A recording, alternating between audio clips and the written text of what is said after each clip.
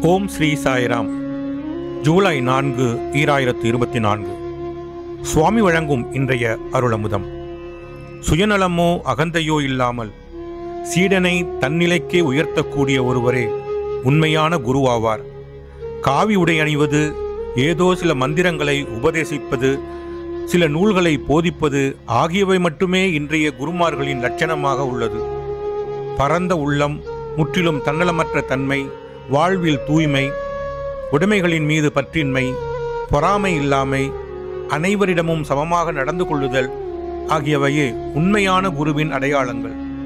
பொறாமையே பல தீமைகளுக்கு மூல காரணம் என்பதால் பொறாமையின்றி இருப்பதே ஒரு குரு அல்லது சீடனின் இன்றியமையாத குணமாகும். சீடனை தெய்வீக பாதையில் இட்டுச் செல்வதே குருவின் பங்காகும். அவனுடைய புலன் உறுப்புகளான கண்கள், நாக்கு, பிற அங்கங்கள் ஆகியவற்றை எந்த நோக்கத்திற்காக பயன்படுத்த வேண்டும் என்பதை அவர் சீடனுக்கு போதிக்க வேண்டும். அனைத்து புலன்களும் தெய்வத்தை கண்டுணர்ந்து அனுபவிக்கவே பயன்படுத்தப்பட வேண்டும். இதைத்தான் தியாகராஜரும் போத்தனாவும் தங்கள் பாடல்களில் அறிவுறுத்தினார்கள். அன்றாட வாழ்வில் ஒவ்வொரு செயலும் இறைவன் மீதான பக்தியின் செயலாக மாற வேண்டும். தெய்வீக அருளுரை, ஜூலை 13, 1984. உங்கள் உண்மையான குரு இறைவன் மட்டுமே.